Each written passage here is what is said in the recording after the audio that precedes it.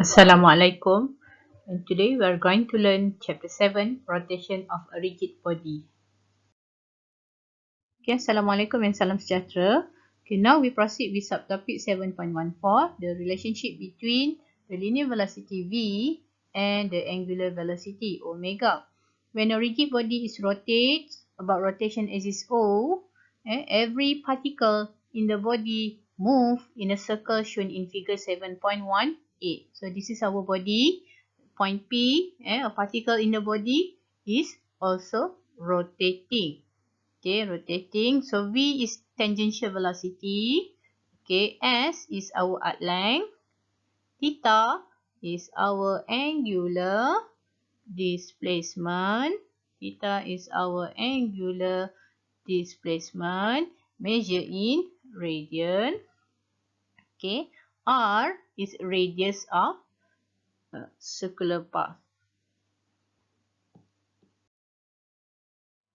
Okay, now point P move in a circle of radius r with the tangential velocity v, where its magnitude is given by v equals to ds dt, where s equals to r theta.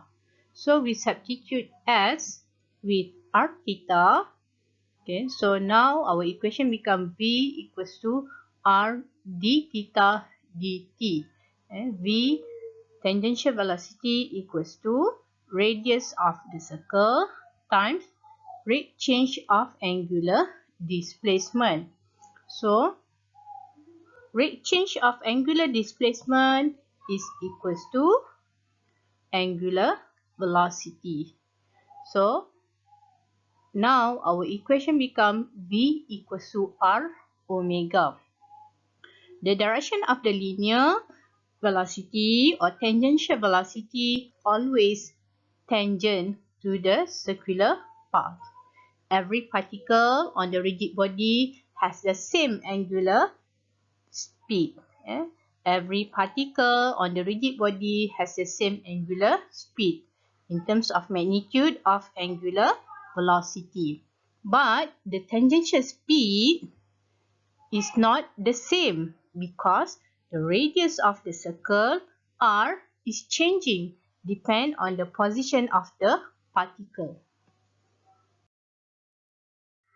Okay, now we proceed with 7.1.5, relationship between tangential acceleration, okay, at, and angular acceleration alpha.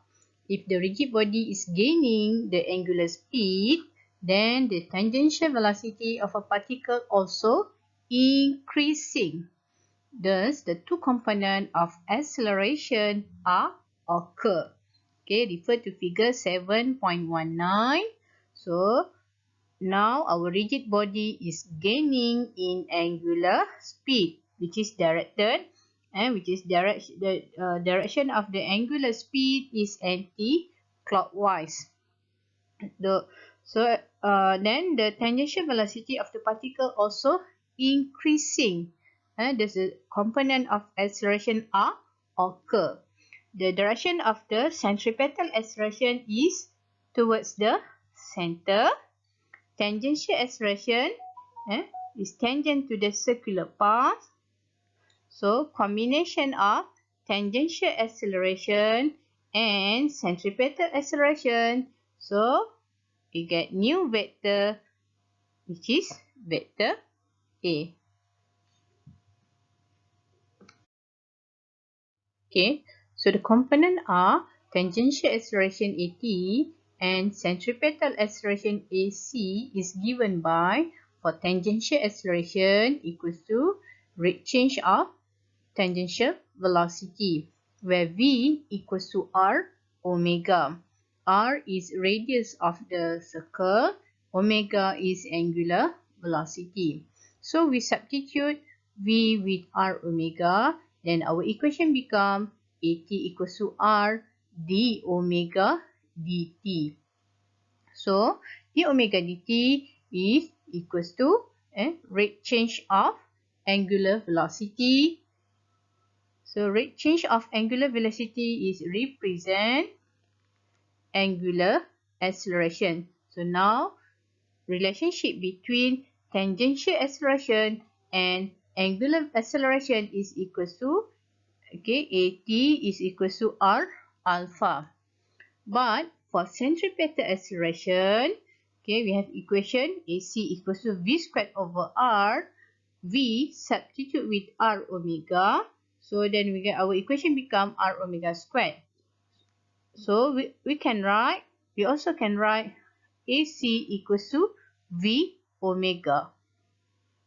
The vector sum of the centripetal and the tangential acceleration of the particle in the rotating body is the resultant, or linear acceleration is given by, okay, vector A equals to tangential acceleration plus vector centripetal acceleration. So this is our vector form in terms of vector form. To calculate magnitude of linear acceleration, okay, equals to square root, okay, tangential acceleration squared plus centripetal acceleration squared.